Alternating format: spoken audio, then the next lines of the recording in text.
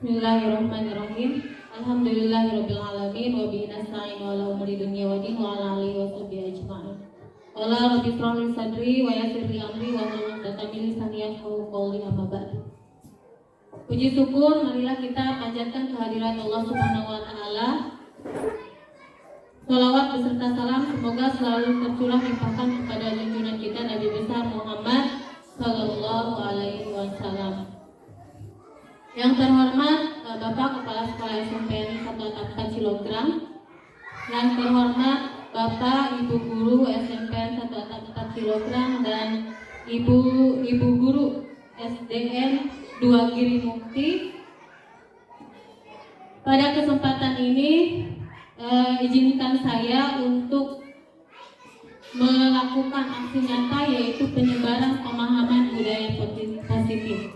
Tapi sebelumnya saya ucapkan terima kasih kepada Bapak Ibu Guru dan Bapak Kepala Sekolah yang telah menyempatkan waktunya untuk kegiatan ini, di mana kegiatan ini merupakan salah satu rangkaian kegiatan program pendidikan guru penggerak, ya, program pendidikan guru penggerak. Jadi selama ini saya sudah 3 bulan, dari bulan Maret, April, Mei mengikuti pendidikan guru penggerak, dan ternyata itu baru modul 1. Ketika pembukaan saya pikir guru penggerak itu cuma 3 modul katanya. Jadi modul 1, modul 2, 3. Ternyata 1 modul itu ada anaknya. Jadi modul 1 itu ternyata sampai modul 1.1, 1.2, 1.3 dan 1.4. Dan alhamdulillah sampai saat ini saya sudah melaksanakan melaksanakan modul 1.4, di mana modul 1.1 itu menjelaskan tentang filosofi pendidikan menurut Ki Hajar Dewantara. Modul 2 itu tentang nilai dan peran guru penggerak, dan modul 1.3 itu tentang visi guru penggerak.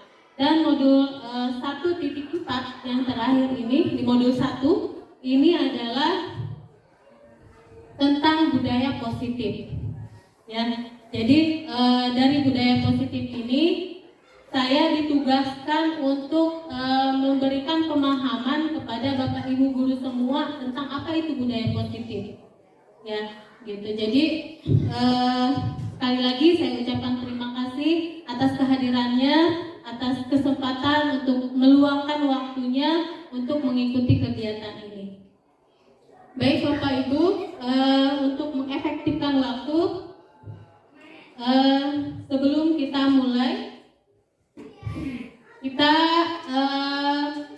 ice breaking, bukan ice breaking ya, ini tebak kata, mengasah otak kita dulu supaya kita lebih fokus. Saya punya 1 gambar ini, tapi akan menjadi kata. Ini tebak kata namanya. Kira-kira ini menjadi kata apa ya? Ada yang bisa menjawab? Oke, sapu tangan merah. Terima kasih Ibu Maria. Betul, berarti yang paling fokus di sini baru Ibu Maria. Oke, lanjut. 5 detik ya, 5 detik. Saya kasih waktu 5 detik. Yang ada gambar yang kedua. 3, 2, air mata Ibu. Oke, betul. Dan satu lagi, bagi yang belum fokus, satu lagi, silakan. Ini ada satu lagi apa ya? Cluenya artis. Ikan terbang. Bukan ikan terbang. Ada lagi artis cluenya. Coba. Lucinta Luna. Lucinta Luna. Ada yang tahu nggak siapa Lucinta Luna? Ngefans kayaknya Pandan ya. Oke, ini adalah itu Lucinta ikan tuna. Jadi Lucinta Luna. Oke Bapak Ibu, kira-kira sampai sini Bapak Ibu guru sudah fokus, dan kita akan lanjutkan materi yang pertama, yaitu budaya positif. Kalau mendengar kata budaya positif, yang tersirat di benak Bapak Ibu apa? Kira-kira budaya positif. Selalu bertindak yang terbaik. Ya, selalu bertindak yang terbaik. Ada lagi Bapak Ibu? Ibu-ibu? Budaya positif itu apa sih? Maksudnya ketika kita lihat budaya positif, apa ya budaya positif ke murid-murid kita aja? Memberikan contoh yang baik kepada murid-murid. Oke, memberikan contoh yang baik kepada murid-murid kita, betul. Selanjutnya Bu Reni, Kebiasaan baik. kebiasaan baik. Ada lagi yang mau berpendapat? Pergerakan baik. Pergerakan baik, oke betul. Semua jawaban ya Bapak Ibu adalah betul. Jadi budaya positif itu adalah kebiasaan yang baik. Menurut Bapak Ibu, apakah budaya positif itu penting dilaksanakan di sekolah kita? Sangat, sangat penting. Kenapa penting? Karena ketika siswa sudah melaksanakan budaya positif, itu artinya siswa sudah menjadi siswa yang bertanggung jawab, yang sesuai dengan filosofi profil pelajar Pancasila dan sesuai dengan filosofi pendidikan Ki Hajar Dewantara dan sesuai dengan nilai-nilai profil pelajar Pancasila. Baik Bapak Ibu, kita lanjutkan. Di sini ada konsep inti budaya positif. Ya, di dalam modul budaya positif ini saya mempelajari beberapa submodul lagi. Yang pertama ada perubahan paradigma belajar. Yang kedua ada disiplin positif. Selanjutnya ada nilai-nilai kebajikan, kebutuhan dasar manusia, terus motivasi perilaku manusia, posisi kontrol guru, keyakinan kelas dan segitiga restitusi. Ternyata ketika kita mengatakan budaya positif, bukan hanya karakter siswanya saja, tapi kita harus mengetahui bagaimana nilai-nilai kebajikannya, apa disiplin positifnya, perubahan paradigmanya seperti apa, kemudian posisi kontrol kitanya sebagai guru itu apa, keyakinan kelasnya, apakah kita sudah memiliki keyakinan kelas atau belum, atau segitiga restitusi, bagaimana cara menghadapi murid dengan segitiga restitusi. Baik Bapak Ibu, kita lanjutkan. Yang pertama adalah pembelajaran dengan paradigma baru. Pembelajaran dengan paradigma baru merupakan pembelajaran yang dirancang berdasarkan pembelajaran berdiferensiasi. Saya rasa Bapak Ibu sudah tidak asing lagi dengan kata berdiferensiasi. Kemarin untuk di SMP Bapak pengawas juga sudah menjelaskan sedikit apa itu berdiferensiasi. Kemudian mungkin sebagian sudah menjalankan pembelajaran berdiferensiasi. Ada yang bisa berpendapat bagaimana pembelajaran berdiferensiasi itu? Pak Nan mungkin? Pak Dadang mungkin? Pembelajaran berdiferensiasi itu yang terbenak di pikiran kita ini seperti apa ya? Sesuai minat. Iya. Sesuai minat. Oke. Pembelajaran yang sesuai dengan minat dan bakat peserta didik. Dalam arti kita harus berbeda ya. Betul kata Bu Nani, itu berbeda. Kemudian sehingga para peserta didik belajar sesuai dengan kebutuhan berdasarkan tahap perkembangan sesuai dengan teori psikologi modern untuk mewujudkan profil pelajar Pancasila. Kembali lagi ke profil pelajar Pancasila. Nah, dalam pembelajaran dengan paradigma baru, dulu kita pernah mendengar student center sama teacher center. Ya, ada kata student center sama teacher center atau berbasis pada guru dan berbasis pada siswa. Menurut Bapak Ibu nih, sebentar lagi kita akan melaksanakan kurikulum merdeka tahun ajaran baru ya. Kita itu harus student center atau harus teacher center? Student center. Kembali ke berdiferensiasi tadi, bahwa pembelajaran yang berdiferensiasi itu berpusat pada siswa. Ya, jadi sekarang sudah tidak bukan tidak zaman ya, tapi sudah tidak berlaku lagi, tapi masih mungkin ada beberapa di kita masih berlaku. belajar dengan hanya ceramah saja. Jadi guru itu hanya satu-satunya ilmu, hanya satu-satunya sumber ilmu. Padahal kan dari kita bisa mendapatkan ilmu dari mana saja, sesuai dengan bakat. Mungkin siswa lebih suka dengan pembelajaran yang kinestetik, dengan langsung, ya, atau pembelajaran yang audio visual misalkan. Nah, itu adalah pembelajaran yang berpusat pada peserta didik. Baik. Kemudian untuk apa nanti yang setelah berpusat pada peserta didik? Kemudian itu nantinya akan sesuai dengan profil pelajar Pancasila. Profil pelajar Pancasila seperti yang kita ketahui itu ada 6 dimensi, ya, Bapak Ibu. Ada yang pertama beriman dan bertakwa kepada Tuhan Yang Maha Esa. Yang kedua berkebinekaan global. Yang ketiga bergotong royong. Yang keempat kreatif. Yang kelima bernalar kritis. Dan yang keenam mandiri.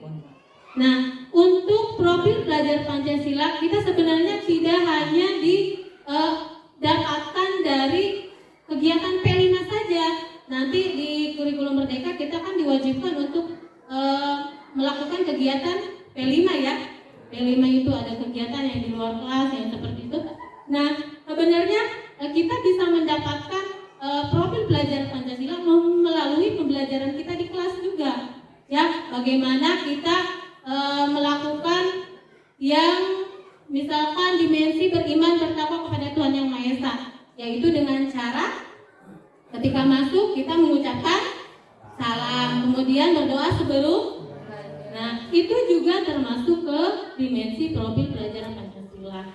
Kemudian misalkan mandirinya seperti apa? Kalau di kelas misalkan tidak mencontek, bekerja sendiri, itu termasuk ke dimensi mandiri. Nah, jadi perlu kita ketahui bahwa di dalam kelas tiap hari juga kita bisa memunculkan dimensi-dimensi profil pelajar Pancasila sesuai dengan kegiatan-kegiatan kita dalam belajar. Baik Bapak Ibu, kita lanjutkan. Sekarang saya punya, ini bukan permainan ya, tapi ini adalah ini juga pernah saya lakukan di ruang kolaborasi kemarin. Ini permainannya, cobalah buka. Tugas Bapak Ibu sekarang, angkat tangan Bapak Ibu, kemudian kepalkan salah satu tangan Bapak Ibu. Coba Bapak Ibu bayangkan bahwa Bapak Ibu menyimpan sesuatu di sini, ya, sesuatu yang sangat berharga, entah itu benda ataupun makhluk hidup. Pokoknya itu berharga buat Bapak Ibu. Kemudian Bapak Ibu perlu menjaga benda tersebut sekuat tenaga karena begitu pentingnya untuk kehidupan Bapak Ibu. Udah ada dalam pikiran Bapak Ibu apa itu? Udah, jangan. Oke. Sekarang coba saya minta Ibu Hema untuk merayu Bu Nani supaya membuka apa yang Bu Nani berharga, supaya Bu Nani mengatakan apa yang menurut dia berharga di tangannya. Ayo, rayu dengan rayuan, boleh dengan bujukan, boleh dengan ancaman, boleh dengan apa saja. Yang penting Bu Nani bisa membukanya. Coba, ayo. Ibu Nani yang paling cantik, yang baik hati. Ayo, coba aku ingin lihat apa yang Ibu pegang karena Supaya Bu Nani bisa mengatakannya, Bu. Apa itu yang dipegang? apa itu yang dipegang sama Ibu sekarang? Gimana kalau bilang wadipiro? Wadipiro, Bu. Maaf sekali karena sekarang saya nggak punya uang, jadi balas kasihannya aja. Oke. Boleh ya? Ya. Bisa disebutkan ya yang dipegang? Boleh disebutkan. Sebentar aja ya Bu, karena ini harta yang paling berharga buat saya. Berarti artinya Bu Dani memberikannya kepada Bu Hema, ya? Oh, memberikan. Iya. Oh. Oh, dikasih. Bayangan ini Oh, adalah dikasih. harta yang sangat berharga. Berharga. Oke, mau dikasih enggak nih? Bu Hema udah belas-belas, kasihan. Mau dikasih enggak?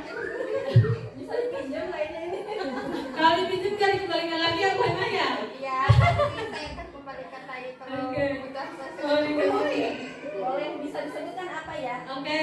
Ini emas 100 gram. Oh. Pemberian dari suami berharga banget. Oke. Berarti yang paling berharga buat Bu Nani itu adalah emas 100 gram. Ada lagi yang mau mencoba merayu seseorang? Pernah rayu Bu Reni? Bu Reni atau Pak Ilah. coba tolong rayu Pak Ilah. So. Ilah, ini pisau tahu.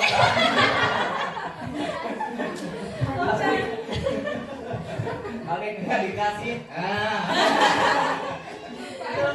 Pak Ilah mau ngasih nggak? Itu ancaman Pak Ilah. Kalau nggak nanti ayo hidup Pak Ilah banyak bahaya. Kami sini. Oh udah dikasih ya, udah dikasih. Bu Nani juga udah dikasih. Padahal mengadukun. Padahal itu adalah sesuatu yang sangat berharga buat kita. Ya, gitu. Coba saya mau tahu Pak Dian apa tadi yang sangat berharga? Yang ditaruh hanya kopi, Bu. Yang Kopi pandan apa punya pandan? Uang. Wah, Bu siapa namanya? Bu Yang? Bu Maria? Kalung. Bu Reni? Orang tua. Keren. Oke. Bu Emma tadi apa Bu Emma? Sertifikat. Oke. Kalau Bu Nani tadi emas 100 gram ya? Dari suami. Iya, dari suami itu sangat berharga. Terus kalau Bu ini, Bu Emma? Kelereng, kelereng. Kayaknya kelerengnya terbuat dari emas, makanya lebih berharga. Pak Dadang mau ngasih tahu nggak apa punya Pak Dadang tadi yang dipegang? enggak. Pak Dadang bener yang ngasih tahu? Oke. Pak Dadang istrinya. Pak Dadang soal keluarga istrinya. Tebak sama Bu Emma. Baik Bapak Ibu, dari dari permainan ini kita tahu bahwa yang memiliki kontrol itu siapa?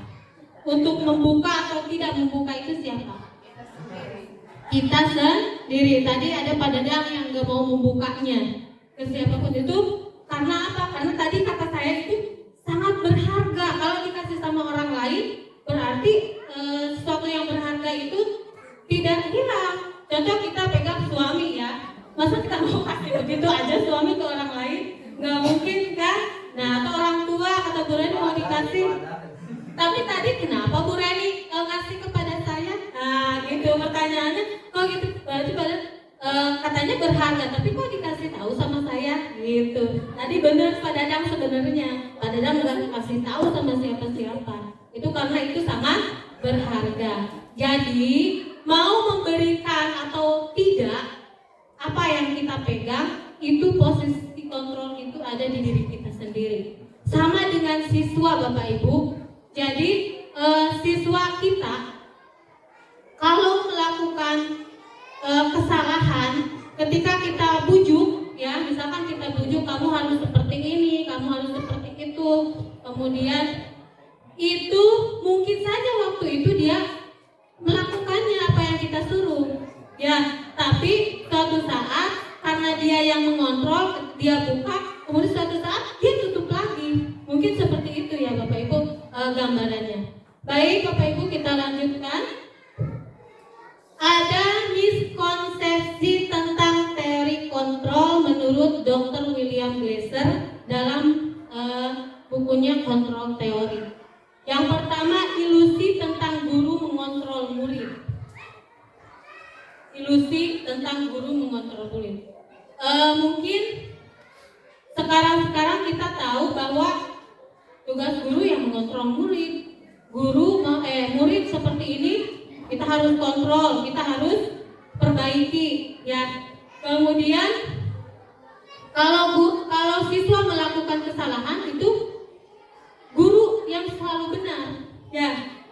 Mungkin pikiran kita seperti itu, kita benar ya. Si anak itu melakukan suatu kesalahan, berarti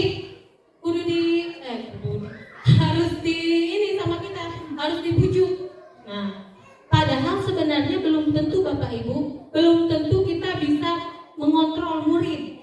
Ya, seperti tadi mereka itu punya sesuatu yang berharga dalam dirinya, punya motivasi dalam dirinya. Tapi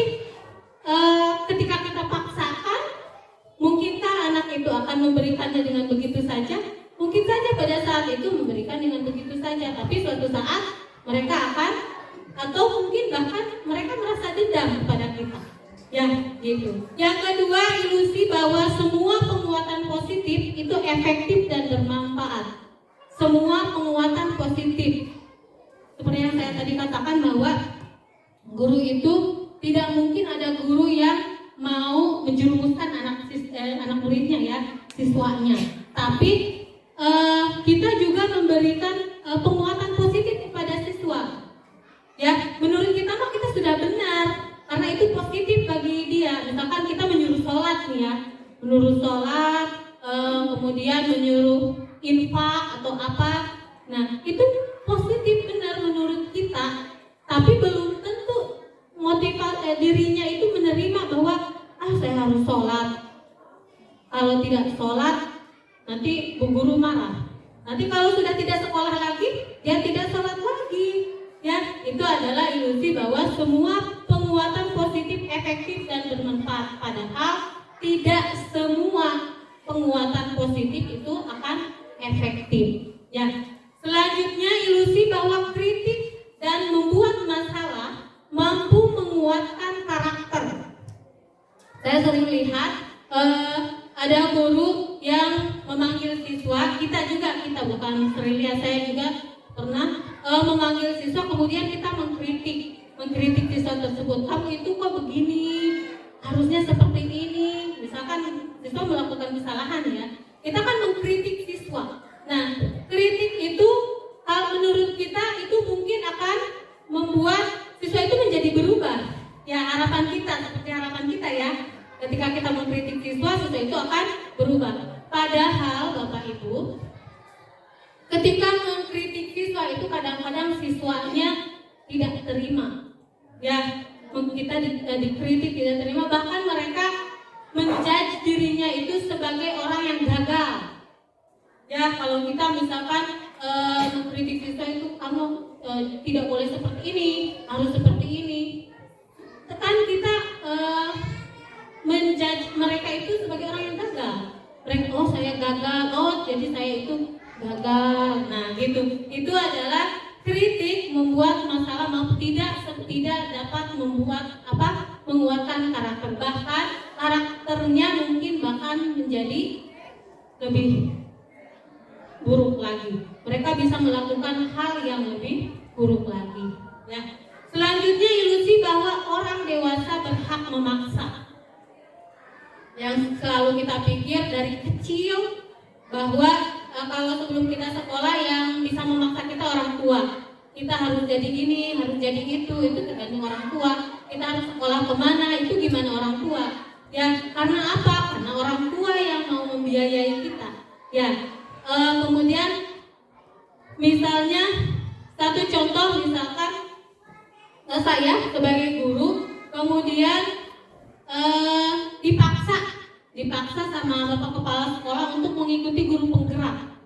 Ya, karena apa? Saya melakukan itu karena apa? Karena bapak kepala sekolah itu lebih dewasa dari saya, lebih tinggi pangkatnya dari saya, makanya saya mengikuti. Coba bayangkan kalau misalkan bapak kepala sekolah tidak memaksa saya, mungkin nggak saya ikut guru penggerak? Tidak ya. Jadi berarti motivasi intrinsik dalam diri saya itu belum keluar. Ya, belum keluar. Jadi itu hanya tugas saja dari kepala sekolah. Kalau sudah kepala sekolahnya sudah ganti, ya udah nggak usah. Ya gitu. Maksud saya seperti itu ya Bapak Ibu. Jadi semua ilusi-ilusi yang ada di sini itu adalah miskonsepsi. Jadi konsep yang sebenarnya salah. Jadi sebenarnya kita tidak bisa mengontrol murid, bahwa penguatan positif itu tidak efektif sebenarnya, atau kritik itu juga tidak semuanya menguatkan karakter. Dan yang terakhir itu orang dewasa sebenarnya kalaupun itu tidak bisa memaksa siswa, tidak bisa memaksa orang yang lebih muda. Itu ya Bapak Ibu. Kita lanjutkan. Mengubah paradigma stimulus respon ke stimulus kontrol. Dulu di kurikulum 13 kita mengenal dengan stimulus respon tentang dunia. Kalau sekarang di kurikulum Merdeka kita teori kontrol yang disebut dengan teori kontrol tentang dunia. Yang pertama, kita harus mengubah pemikiran kita dari stimulus respon ke teori kontrol. Yang pertama, realitas atau kebutuhan kita sama dulu. Jadi setiap siswa itu kalau ke sekolah itu tujuannya sama. Mereka harus belajar, harus ranking 1. Padahal tidak mungkin kan semuanya ranking 1. Mereka harus paham itu. Jadi kebutuhan pemikiran kita bahwa siswa itu ke sekolah untuk belajar, maksudnya untuk mereka supaya paham apa yang kita ajarkan. Ternyata di teori kontrol itu sekarang bahwa kebutuhan kita ibu berbeda. Kebutuhan setiap manusia itu berbeda. Jadi banyak misalkan siswa ke sekolah mungkin karena mereka ingin dapat nilai bagus. Ada juga yang ke sekolah karena mereka ingin mendapat pujian dari gurunya, gitu. Atau ada yang hanya main-main saja. Itu kan berbeda ya, berbeda kebutuhan mereka. Atau misalkan datang ke sekolah karena di rumah mumet dicarikan besan orang tua, makanya pagi-pagi datang ke sekolah. Nah itu jadi kebutuhan kita, kebutuhan siswa itu sebenarnya berbeda. Yang kedua, stimulus respon tentang semua orang melihat hal yang sama. Tapi menurut teori kontrol kita harus berpandangan bahwa setiap orang memiliki gambaran yang berbeda. Saya yakin setiap guru pernah masuk ke kelas dan di kelas itu dengan karakteristik yang berbeda-beda ya. Karena apa? Karena gambaran ke depan mereka berbeda. Coba kali-kali tanya sama Bapak Ibu, cita-cita adik anak-anak itu mau jadi apa? Ada yang mau jadi dokter, ada yang jadi guru, ada yang mau jadi petani dan lain sebagainya. Sesuai dengan jadi mereka kalau misalkan datang ke sekolah ketika ingin menjadi petani, itu mereka tidak punya motivasi apa-apa, itu hanya ijazah saja yang dia inginkan. Ya, gitu. Tapi ketika dia ingin menjadi seseorang, misalkan menjadi seorang polisi atau apa, pasti mereka bekerja kerasnya lebih daripada seseorang yang menjadi petani. Selanjutnya kita mencoba mengubah orang agar pandangan sama dengan kita. Ini seperti yang sering kita lakukan ya, bahwa ketika kita meminta murid untuk melakukan sesuatu, membuat kesalahan, kemudian kita meminta siswa supaya dia menuruti kita, bahwa yang ini teh baik, kamu teh harus seperti ini. Padahal kita sebenarnya harus berusaha memahami pandangan orang lain tentang dunia. Padahal kita harus bisa memahami keinginan siswa itu apa. Ya, belum tentu apa yang menurut kita benar, menurut siswa itu tidak.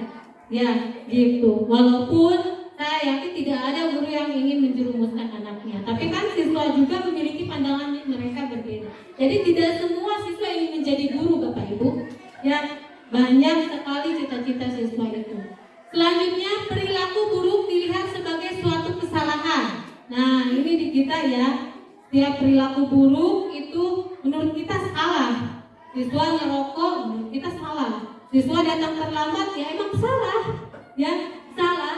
Tapi kita harus melihat teori kontrol. Semua perilaku memiliki tujuan. Tujuan mereka itu sebenarnya berbeda. Jadi sebelum kita menjadi seseorang bahwa itu salah, kita harus tanya dulu. Misalkan anak datang terlambat nih ya, tanyakan dulu kenapa dia terlambat. Selanjutnya, orang lain bisa mengontrol saya. Yang selanjutnya, tapi menurut teori kontrol, hanya Anda yang bisa mengontrol diri Anda. Seperti tadi ya, hanya kita sendiri yang bisa mengontrol. Jadi motivasi kita sebenarnya di dalam yang bisa mengontrol kita, bukan orang lain.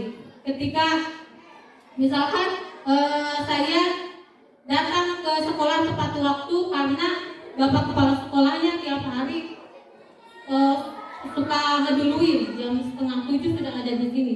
Makanya saya takut. Itu karena apa? Karena saya takut sama kepala sekolah, takut dimarahin, takut dikasih dikasih surat peringatan gitu ya. Gitu, jadi mungkin saja pas bapak kepala sekolahnya ada, mas saya datang tepat waktu. Tapi ketika kepala sekolahnya tidak ada, nah saya tidak akan datang tepat waktu lagi. Kenapa? Karena saya bisa mengontrol diri saya. Oh, berarti itu mah ada kepala sekolah aja. Kalau tidak ada kepala sekolah, saya tidak akan datang. Gitu ya. Selanjutnya, saya bisa mengontrol orang lain. Anda tidak bisa mengontrol orang lain. Tadi ya, jadi dulu itu pemikiran kita bahwa kita itu bisa mengontrol orang lain. Siswa itu bisa nurut sama kita. Ya, tapi sebenarnya kita tidak bisa mengontrol siswa sebenarnya. Karena kalau kita tidak bisa mengeluarkan motivasi intrinsiknya, motivasi dalam dirinya. Selanjutnya pemaksaan ada pada saat bujukan gagal. Nah, tadi bujukan Bu Hemah gagal sama Bu Nani enggak ngasih misalkan. Terus gagal dipaksa dipaksa sama Pak Nan misalkan sampai misalkan sampai mau bunuh atau apa supaya mereka. Nah, itu ternyata sebenarnya Bapak Ibu, kolaborasi dan konsensus itu adalah kesepakatan menciptakan pilihan-pilihan baru. Ya, gitu. Jadi sebenarnya nggak usah memaksa, ya, nggak usah membujuk, tapi kolaborasi, ngobrol dulu, Bapak Ibu ngobrol dulu, gimana caranya, ini harus gimana, bagaimana ke depannya. Nah itu. Selanjutnya terakhir, model berpikir menang kalah kalau setiap menurut respon. Kalau dulu itu yang ranking 1 menang, yang ranking 0 kalah, yang ranking terakhir kalah, gitu ya. Sekarang sudah tidak ada lagi Bapak Ibu. Model berpikir kita harus menang-menang. Jadi kalau misalkan yang tidak membuat kesalahan menang dengan tidak membuat kesalahannya, kemudian yang membuat kesalahan itu menang tapi dengan belajar dari kesalahan itu. Itu maksud dari menang-menang. Baik Bapak Ibu, kita lanjutkan. Masih semangat? Masih semangat. Kita lanjutkan ke disiplin positif. Tadi kita kan budaya positif, sekarang disiplin positif. Disiplin berasal dari kata disiplina. Artinya belajar disiplin mengacu pada disiplin yang memiliki rasa tanggung jawab terhadap apa yang dilakukannya, perbedaan nilai-nilai yang diyakini. Ternyata disiplin itu belajar Bapak Ibu, belajar mengacu pada disiplin diri sendiri. Jadi harus keluar dari diri kita sendiri. Seperti yang saya tadi katakan, ketika saya mau disiplin datang tepat waktu ke sekolah, itu bukan karena kepala sekolah nongkrong nungguin saya, bukan. Tapi karena saya merasa bertanggung jawab bahwa saya ini adalah seorang guru yang harus memberikan contoh kepada siswa dan harus bertanggung jawab dengan pekerjaan saya. Itu kan motivasi kita yang dari dalam ya. Jadi ayah kepala sekolah di sekolah, kita tetap datang akan tepat waktu gitu. Jadi disiplin itu harus muncul dari diri sendiri, dari dalam diri. Kemudian disiplin positif. Apa itu disiplin positif? Merupakan salah satu penerapan disiplin yang bertujuan untuk menumbuhkan kesadaran serta menyadarkan peserta diri tanpa imbalan penghargaan atau reward atau ancaman. Nah, selama ini siswa datang ke sekolah, menurut Bapak Ibu datang pagi-pagi sekolah supaya apa? Jadi siswa datang ke sekolah itu tidak terlambat pagi-pagi, itu karena mereka mungkin saja bukan dari dalam dirinya. Mungkin saja, iya ini bagian Bu Reni ya, bagian Bu Reni masuk datang isuk kene. Misalkan ya, berarti kudu isuk kene. Tapi ai bagian Padiana apa dia nage tara datang. Nah, mau misalkan mau nah itu iya. Bisa itu tidak muncul dari dalam dirinya Bapak Ibu. Ya. Contoh nyata. Begitu ya Bapak Ibu. Jadi mereka datang ke sekolah itu karena ingin mendapatkan reward, ingin mendapatkan penghargaan, ingin mendapatkan pujian dari kita. Ya, alangkah baiknya kalau mereka datang ke sekolah itu bukan untuk itu, tapi mungkin ada juga beberapa siswa ya Bapak Ibu, jadi tujuan mereka itu berbeda-beda sebenarnya. Ada yang datang ke sekolah jadi mau gurunya mau datang atau tidak, dia tetap datang ke sekolah pagi-pagi. Atau ada yang seperti tadi, kalau bagian Bu Reni datang pagi-pagi, kalau bagian Pak Nanma misalkan besok siang agak leye gitu. Nah itu karena apa? Karena si siswa itu tidak ada motivasi dalam diri. Tugas kita apa sebagai pendidik adalah menciptakan peserta didik yang memiliki disiplin diri, sehingga mereka berperilaku mengacu kepada nilai-nilai kebajikan universal dan memiliki motivasi intrinsik dalam perubahan perilaku ke arah yang lebih baik. Jadi tugas kita tadi sebenarnya bukan menghukum, kemudian bukan memberikan reward dan lain sebagainya, tapi menumbuhkan motivasinya. Jadi kita harus melihatkan nilai-nilai kebajikannya. Kalau mereka datang ke sekolah itu, kira-kira nilai kebajikannya apa? Misalkan disiplin. Disiplin itu sangat penting nggak buat mereka? Penting. Untuk apa? Menghargai waktu, bertanggung jawab pada diri sendiri. Itu kan nilai-nilai kebajikannya. Jadi kita sebagai guru harusnya memberikan mengeluarkan motivasi intrinsiknya, bukan ekstrinsiknya. Baik, dilanjutkan. Tadi kita menyinggung nilai-nilai kebajikan yang harus kita ketahui ya. Ternyata ada banyak sekali nilai kebajikan. Apa itu nilai kebajikan? Nilai yang disepakati bersama, lepas dari suku, bangsa, agama, bahasa maupun latar belakangnya. Itu nilai kebajikan. Contoh dari nilai kebajikan institusi atau organisasi. Sebenarnya ada banyak, kalau tidak salah ada 7 atau 8 gitu. Contoh nilai kebajikan dari institusi atau organisasi. Namun di sini saya memberikan 3 contoh saja.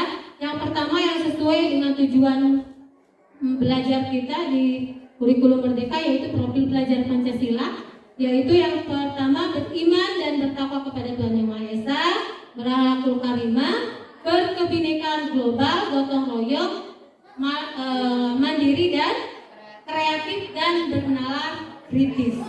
Kemudian ada lagi nilai kebajikan menurut IBO, Primary Girls Program.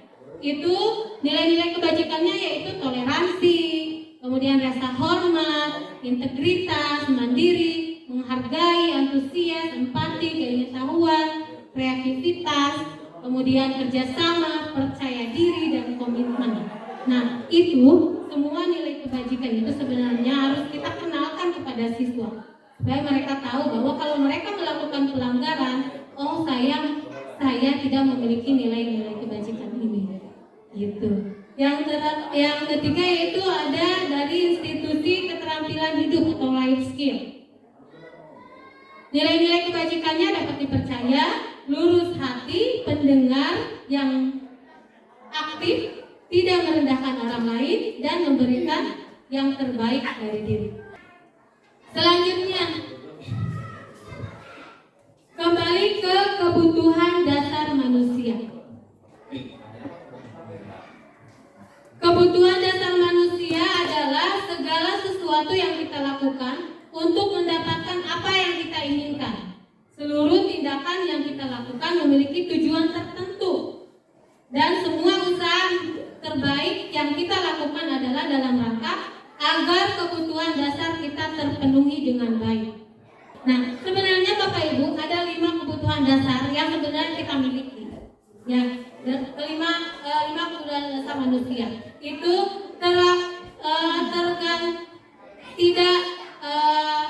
tidak hanya siswa, tapi kita juga memiliki kelima kebutuhan dasar tersebut. Yang pertama, kebutuhan bertahan hidup. Kebutuhan bertahan hidup itu seperti makanan, pakaian, tempat tinggal, keamanan, dan kesehatan. Itu kebutuhan untuk bertahan hidup. Atau mungkin ada siswa yang tidur di sekolah. Ya, kita harus tanya kenapa dia tidak tidur di sekolah. Mungkin saja dia tidur di sekolah bukan karena tidak suka sama kita, tapi karena apa? Karena di rumahnya misalkan kebanjiran. Jadi semalaman dia tidak bisa tidur, makanya di sekolah tidur. Nah, berarti dia sedang memenuhi kebutuhan untuk bertahan Gitu. Selanjutnya, kebutuhan hidup yang kedua adalah kasih sayang dan rasa diterima. Terkadang kita sering melihat siswa yang tidak ditemani sama teman-temannya, yang menyendiri. Ya. Selanjutnya ada kebutuhan penguasaan. Mungkin Bapak Ibu sering melihat ada siswa yang sangat aktif. Setiap kelompok saya jadi ketuanya. Ada nggak yang seperti itu? Ada kegiatan saya yang mau berangkat. Ada kegiatan upacara saya aja yang jadi pemimpin upacara.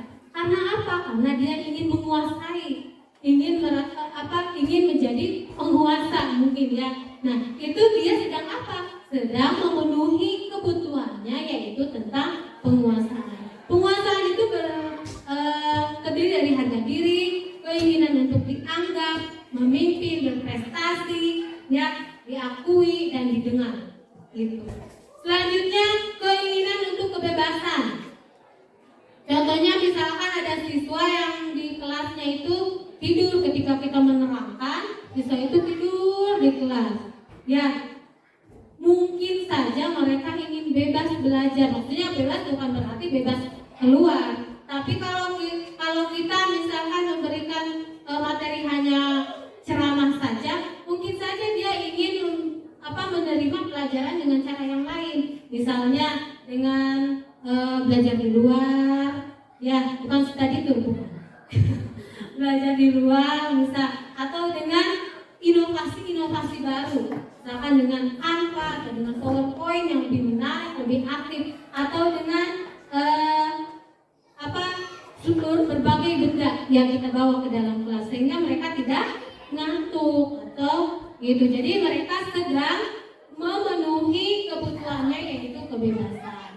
Yang terakhir, kesenangan. Nah, Bapak Ibu, jadi siswa itu mungkin ada salah satu yang ingin memenuhi kebutuhannya, yaitu kesenangan. Jadi kalau dalam belajar kita jangan serius-serius amat, jangan terlalu serius. Pokoknya kadang-kadang kita melakukan ice breaking atau permainan-permainan kalau di SD supaya mereka bisa tertawa. Karena apa? Karena tertawa itu merupakan kebutuhan dia. Mungkin dia di rumahnya sedih, pas ke sekolah malah makin sedih lagi lihat pelajaran bahasa Inggris misalkan. Ya, tapi kalau kita memberikan permainan atau apa yang membuat mereka bahagia, mereka sudah memenuhi kebutuhan dasar yang kelima, yaitu tentang kesenangan.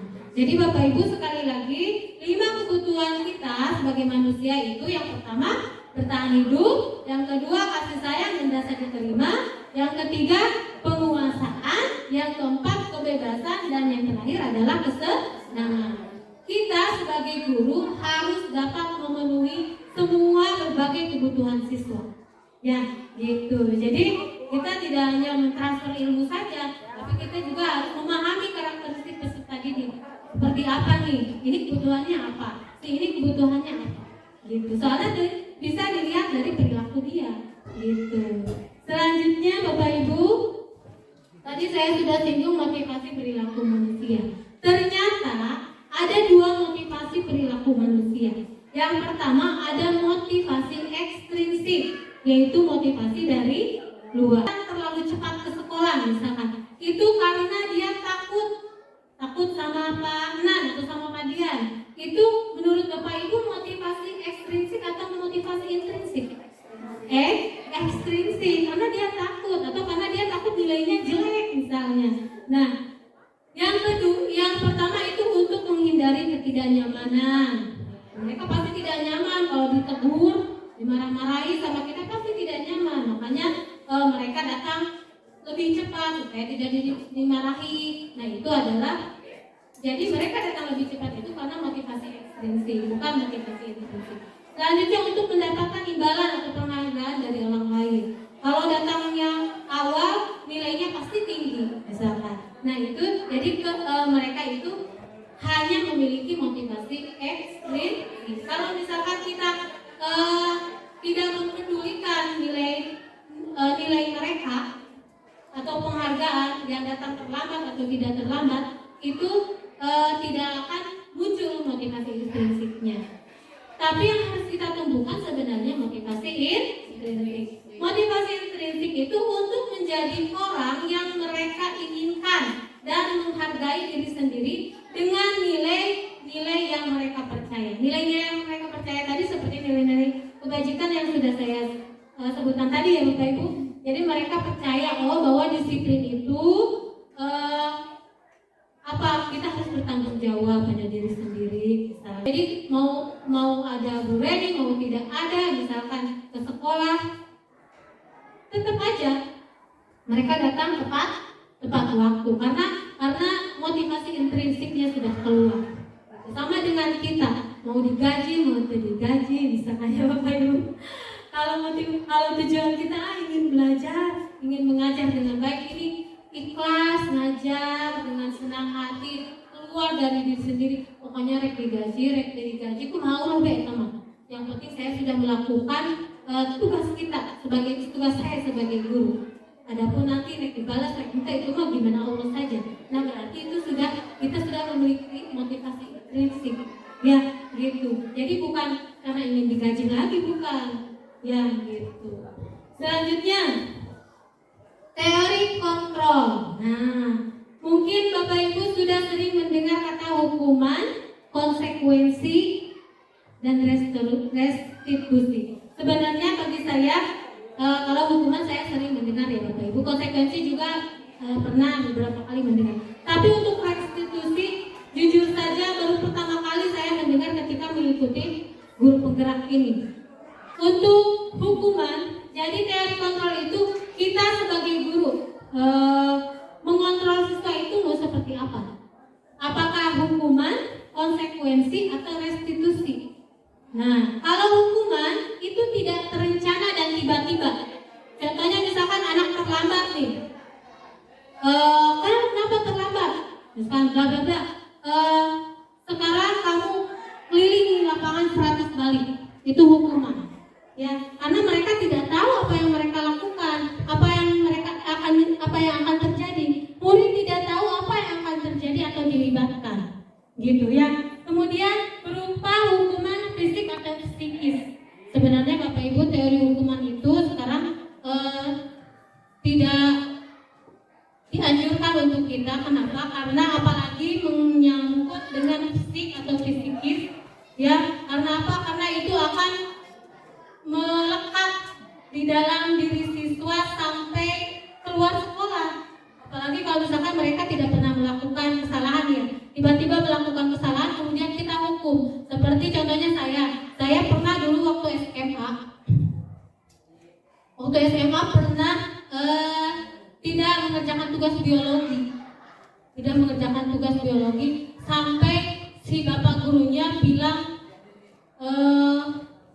tidak maksudnya kata-katanya itu anak apa gitu ya, bukan anak manusia lagi lah ya, dasar anak apa gitu, saya tidak berani menyebutkannya. Nah itu teringat sampai sekarang masih teringat, padahal saya tidak diapa-apain, saya tidak ciwit, saya tidak dikebot, saya tidak diapa-apain, tapi dikatain itu sampai ingat sampai sekarang. Ya Allah, sampai segitunya gitu. Itu kenapa? Karena itu adalah hukuman, ya, hukuman psikis itu. Jadi kita juga harus berhati-hati kepada murid kita supaya jangan sampai ketika kita mengatakan sesuatu itu berdampak, ingat sampai dia itu. Jadi mending kalau misalkan seperti kita tetap menerima apa, misalkan waktu itu saya tidak mengerjakan tugas ya.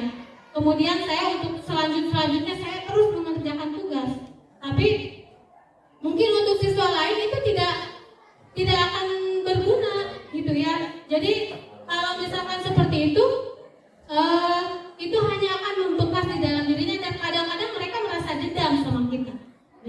Sekarang yang kedua adalah konsekuensi. Konsekuensi itu terencana dan berdasarkan hasil kesepakatan bersama. Contohnya itu seperti tata tertib kan itu hasil kesepakatan bersama ya, yang kita harus mengikuti. Murid selalu dibuat tidak nyaman, sikap guru selalu memonitor murid. Nah sebenarnya teori konsekuensi juga itu sebenarnya tidak dianjurkan untuk kita, karena membuat siswa tidak nyaman dan guru yang selalu memonitor murid. Selanjutnya yang terakhir itu ada restitusi. Nah, yang seharusnya kita lakukan untuk memecahkan masalah siswa itu yaitu dengan teori restitusi, yaitu proses menciptakan kondisi yang bagi murid untuk memperbaiki kesalahan. Untuk memperbaiki kesalahan, perlu digarisbawahi ya Bapak Ibu, bukan kita yang memperbaikinya, tapi mereka sendiri yang memperbaikinya. Misalkan ada siswa yang terlambat, kita tanya dulu, kenapa kamu terlambat? Ada alasannya. Terus, apakah terlambat itu melanggar melanggar nilai-nilai kebajikan? Iya, misalkan apa? Itu disiplin, misalkan. Setelah itu kita tanya lagi, kira-kira supaya kamu tidak terlambat lagi, kamu harus ngelakuin apa? Mereka sendiri yang ngomong, Pak, saya harus tidur lebih awal, jangan begadang supaya pagi-pagi saya bisa. Nah, gitu. Jadi mereka sendiri yang ngomong, bukan kita. Bukan kamu harus tidur lebih awal, kamu tidak boleh begadang, bukan seperti itu sekarang. Tapi mereka sendiri yang memunculkannya. Saya harus tidak, saya jangan begadang lagi, kemudian saya harus ini. Jadi mereka yang memperbaikinya sendiri. Kemudian proses kolaboratif yang mengajarkan murid untuk mencari solusi sendiri. Jadi kalau misalnya kemarin saya juga dapat pelajaran dari Pak pengawas. Kalau misalkan ada siswa yang bermasalah, itu dipanggil ibu sekolah. Kita bukan menceramahi di depan kelas semuanya. Kalau kita menceramahi di depan, memarahi, kalaupun kita menyinggung saja, tidak menyebutkan namanya misalkan ya, itu karena teman-temannya yang lain tahu, itu tetap aja dia akan merasa paling bersalah gitu. Makanya kalau bisa itu kita harus berkolaborasi, panggil siswa ke sini, kemudian ke kantor atau kemana saja, kemudian ngobrol berdua, kamu kenapa, kamu harus maunya gimana gitu ya. Itu adalah segitiga restitusi. Jadi kita jangan menjudge anak, apalagi sampai yang salahnya satu, yang dimarahinya semua. Itu kebiasaan saya sebenarnya. Kalau misalnya satu orang yang salah semuanya dimarahi gitu, padahal tidak seperti itu. Harusnya kita memanggil siswa. Baik Bapak Ibu, jadi teori kontrol itu ada hukuman, konsekuensi, dan restitusi. Jadi kita harus menjalankan restitusi. Nah, ada 5 posisi kontrol guru menurut Diane Goshen dalam bukunya Restitution Restructuring School Discipline 1998. Ada 5 posisi kontrol guru Bapak Ibu. Yang pertama penghukum. Penghukum itu mungkin yang sering kita lakukan. Kemudian yang kedua teman. Yang ketiga membuat merasa bersalah. Kamu mau jadi apa? Bagaimana dengan orang tua kamu nanti kalau kamu tahu? Nah itu biasanya saya kalau menceramai anak-anak dengan kamu mau jadi apa? Itu adalah membuat mereka bersalah. Jadi bukannya mau berubah, malah mereka bersalah. Oh, saya jadi gagal. Jadi mereka merasa gagal gitu. Jadi pemantau, dan yang terakhir ada jadi manajer ya Bapak Ibu. Oke, saya punya contoh penerapan 5 posisi kontrol. Mari kita saksikan bersama-sama, dan kita sekarang sudah menjadi guru yang seperti apa ya.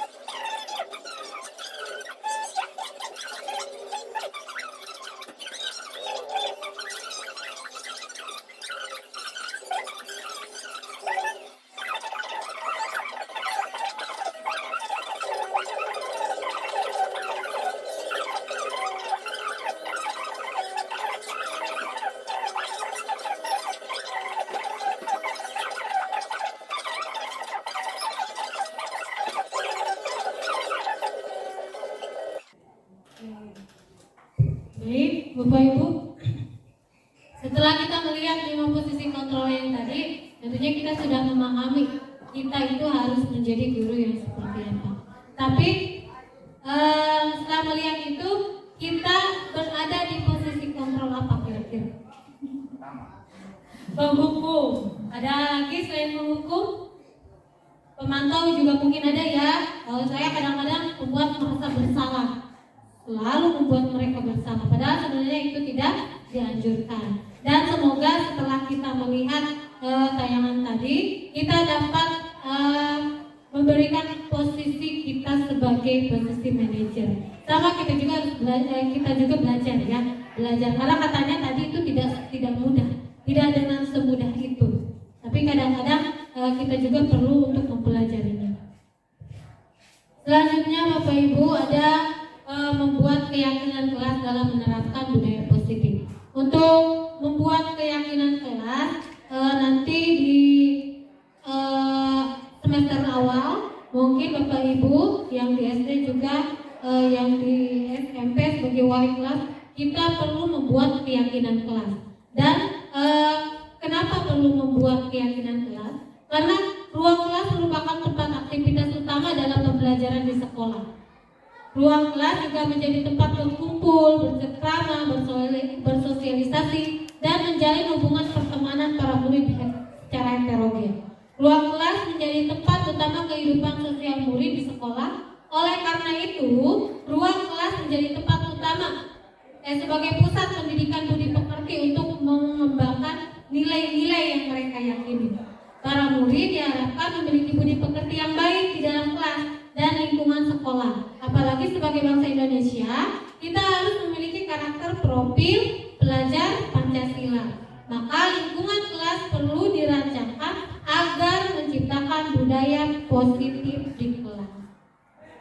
Tujuan membuat keyakinan kelas nanti yaitu untuk menumbuhkan budaya positif, untuk menguatkan nilai-nilai kebajikan universal, terutama nilai-nilai karakter profil pelajar Pancasila.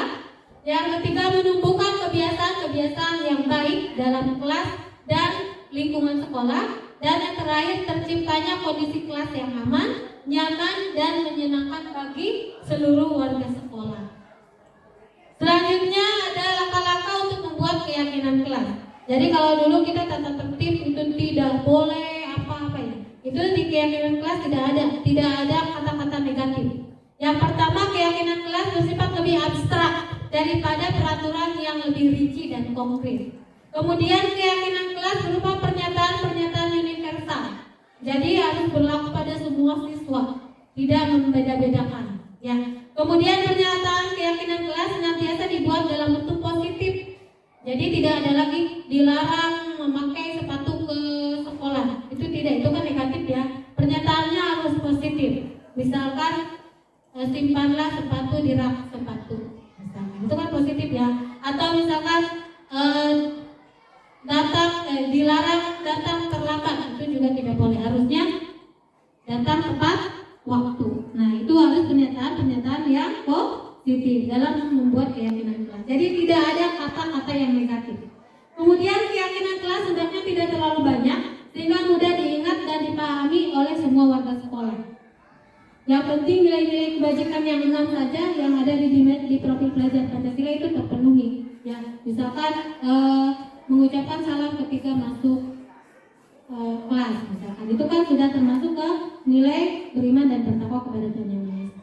Kemudian keyakinan kelas sebaiknya sesuatu yang dapat diterapkan di lingkungan tersebut, di kelas ya, sesuatu yang bisa diterapkan di dalam kelas.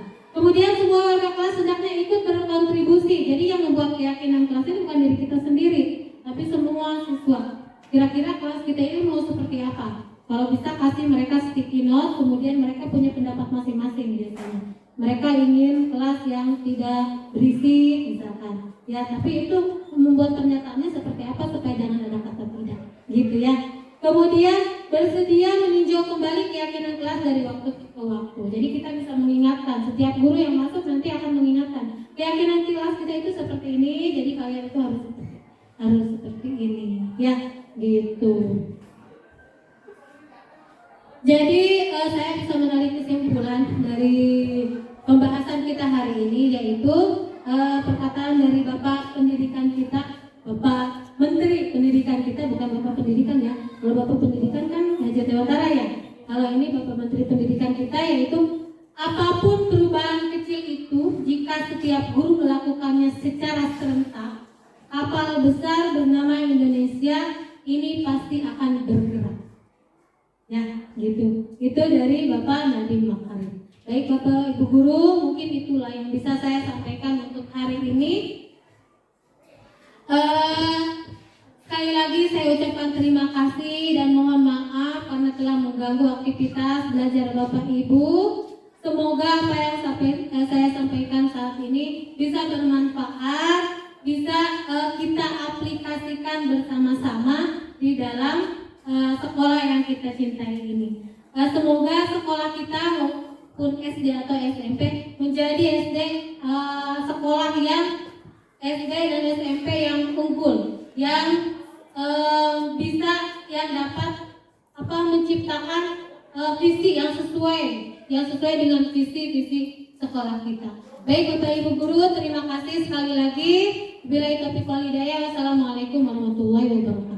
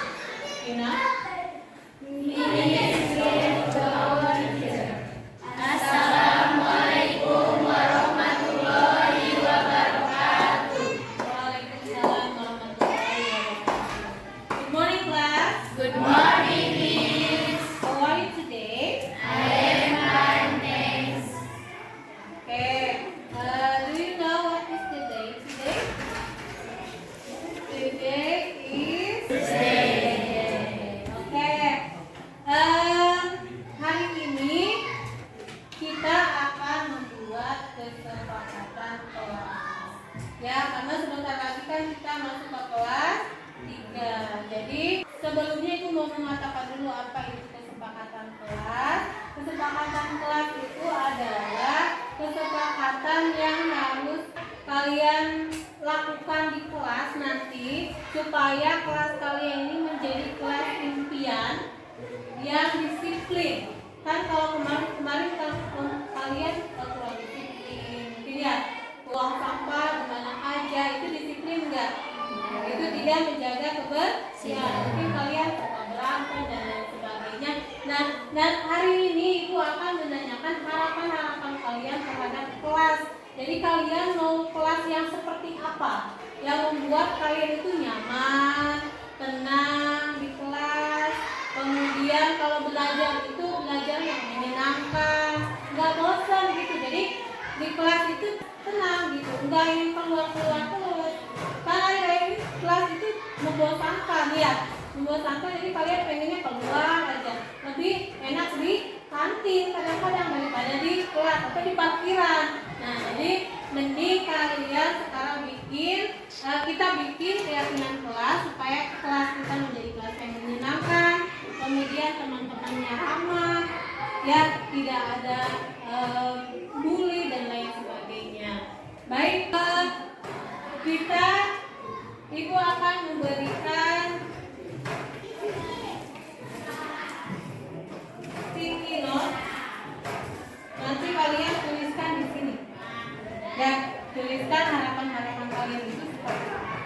Harapan kalian misalkan harapan kalian terhadap Ibu mintanya kalian di sini. Ibu akan kasih 2. Yang pertama untuk harapan-harapan kalian terhadap guru dan teman sekelas kalian. Kemudian yang kedua buat keyakinan kelas kita. Keyakinan kelas kita mau seperti apa? Jadi kelas kita itu maunya kalian itu supaya kelasnya menyenangkan itu seperti apa? Supaya nanti kita menciptakan suasana kelas dan memiliki nilai-nilai kebajikan agar tercipta disiplin positif. Nanti kita akan disiplin.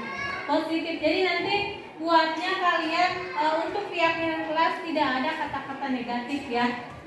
Jadi kalau dulu kan di tata tertib suka kalian bikin dilarang menggunakan HP gitu ya, atau dilarang memakai sepatu ke dalam kelas. Sekarang kan tidak ada kata dilarang, tidak ada kata tidak. Jadi kalian buatnya kalimat positif ya. Kalimat positif dalam bahasa Inggris kan tidak ada notnya ya. Not itu artinya tidak. Jadi kalian gunakan kalimat-kalimat yang lebih positif. Itu untuk apa? Untuk keyakinan kelas. Are you ready? Bu kasih 2 ya.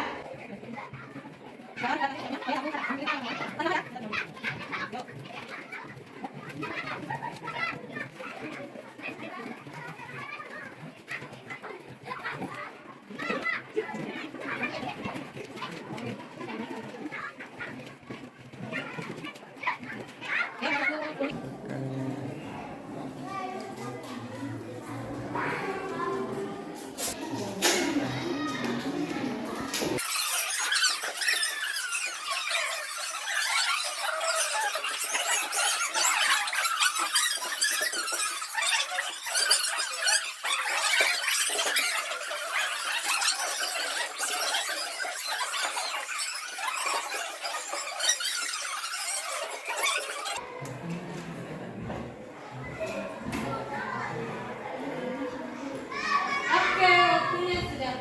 Kesepakatan kelas di sebelah sini. Yang harapan kelas ke Oke, silakan. Sudah, ayo. Ini lagi. Beres. Ya,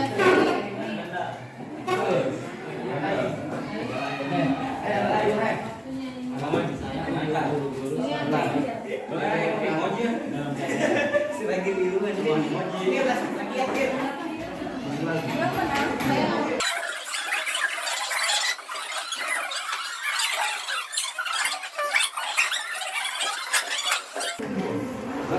yang ini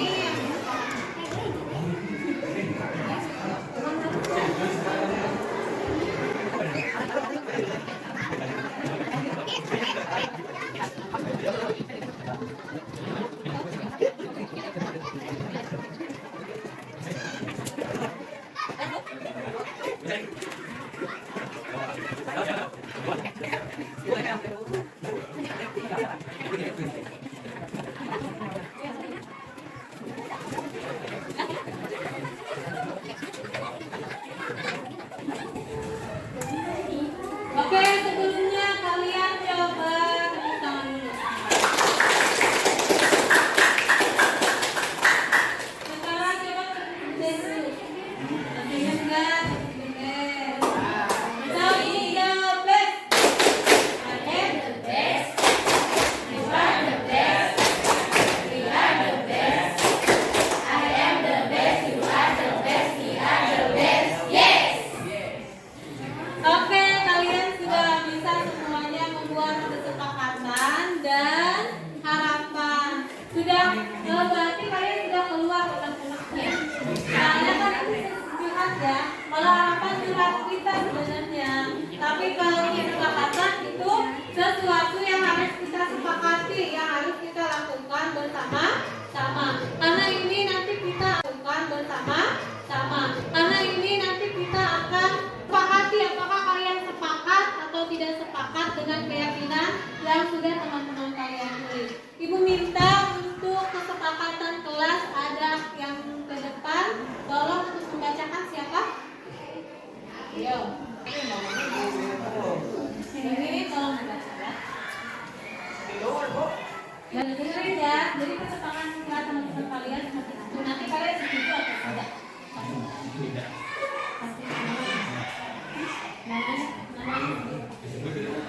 Oh ya udah nggak usah. Kalau kalian keberatan nggak disebutkan, langsung baca aja ini.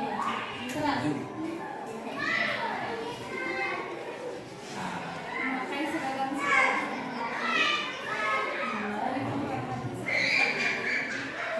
kebersihan kelas, harus melakukan 3 siswa belajar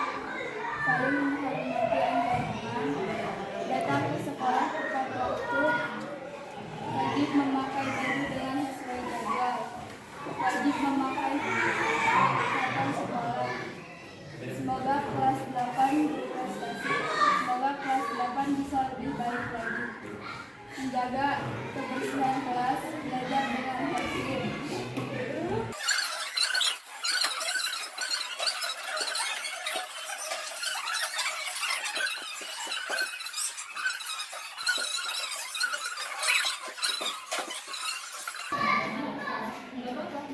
Teman-teman sehat selalu.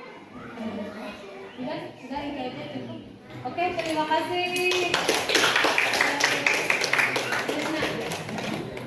Tadi ada beberapa kesepakatan kalian. Ini kalian sudah kan semuanya?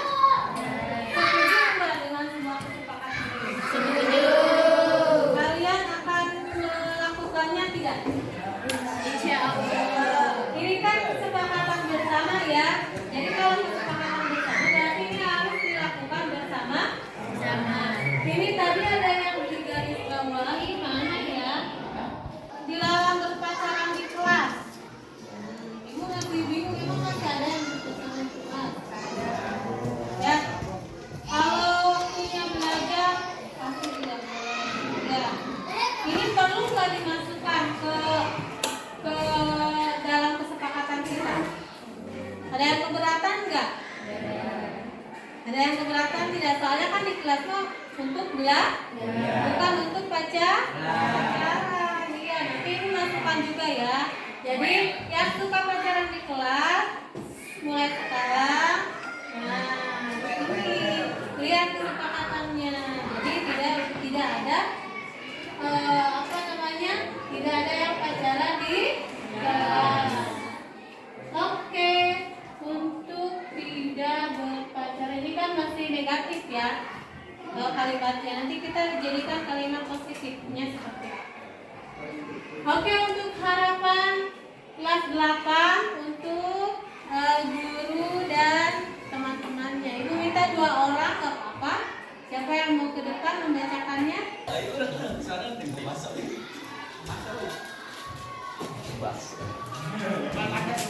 Siapa dulu? Ada. Bola. Bang dulu. Yang keras supaya kedengeran. Besok.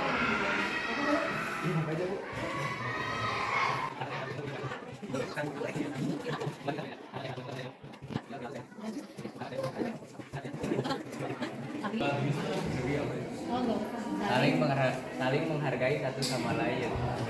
Menjelaskan pelajaran dengan tenang dan mudah dipahami. Itu untuk guru ya. Sok lanjut. Lanjut aja lanjut. Semoga SMP 4 Cilegon semakin maju. Semoga kita semua bisa berteman dengan baik. Semoga SMP 4 Cilegon semakin maju. Kita bisa berteman dengan baik. Ini terus. Harapan saya semoga guru lebih nyaman mengajar di kelas. Harapan saya semoga teman-teman saling menghargai satu sama lain.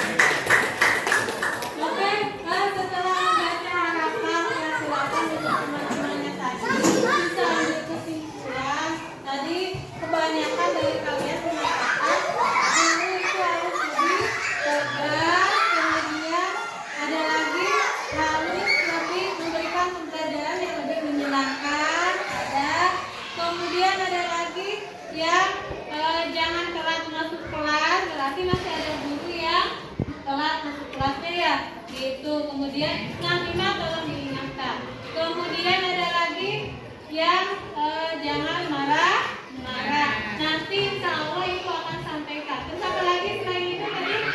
Kalian mendengarnya? Guru lebih tegas, guru jangan marah-marah, guru lebih betah di kelas. Ya, kemudian jangan ngasih tugas banyak-banyak. Emang ada yang ngasih tugas banyak-banyak? Ada. Ya.